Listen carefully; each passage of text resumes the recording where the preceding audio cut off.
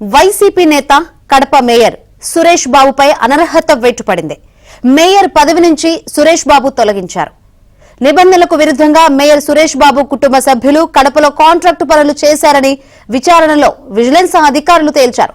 అవినీతి ఆరోపణల నేపథ్యంలో కూటమి ప్రభుత్వం చర్యలు తీసుకుంది. కడప ఎమ్మెల్యే మాధవిరెడ్డి, మేయర్ సురేష్ బాబు మధ్య కుర్చీ వివాదమే పదవి పోవడానికి కారణమని కడప ప్రజలు అంటున్నారు.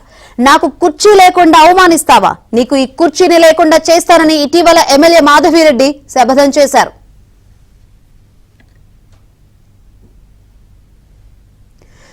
మరిన్ని వివరాలు అందించేందుకు మా ప్రతినిధి శ్రీనివాస్ సిద్ధంగా ఉన్నారు.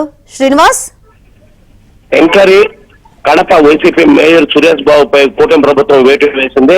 అనుకున్నట్లుగానే ఇటీవల జరిగిన గొడవల నేపథ్యంలో కడప ఎమ్మెల్యే మాధవిరెడ్డికి సురేష్ బాబుకి గత కొంతకాలంగా 6 నెలలుగా వివాదం ఉన్నది.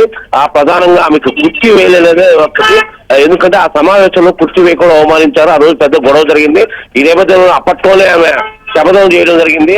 నాకు కుర్చీ వేయకుండా అవమానిస్తామని, ఈ కుర్చీ లేకుండా చేస్తా చూడని. అయితే ఈ నేపథ్యంలోనే ఆ మేయర్ అవినీతిపై ఎంక్వైరీ చేశారు. మొత్తం ఎమ్మెల్యే ప్రభుత్వానికి ఫిర్యాదు చేసింది. ఎందుకంటే నిబంధనలకు విరుద్ధంగా అతను కడప నగరంలో కుటుంబ సభ్యులు అభివృద్ధి పనులు చేశారు, కాంట్రాక్ట్ పనులు చేశారు. ఈ నిబంధనల విరుద్ధంగా కాంట్రాక్ట్ పనులు చేశారు అంటే విజిలెన్స్ ఎంక్వైరీ చేసింది కూటమి ప్రభుత్వం. ఈ ఎంక్వైరీలో వాస్తవం అనేది తేలింది. సో ఈ నేపథ్యంలోనే కూటమి ప్రభుత్వం ఆయనపై వేటు వేసింది. అయితే తొలగిస్తూ ఉత్తర్వులు జారీ చేసింది నిన్న.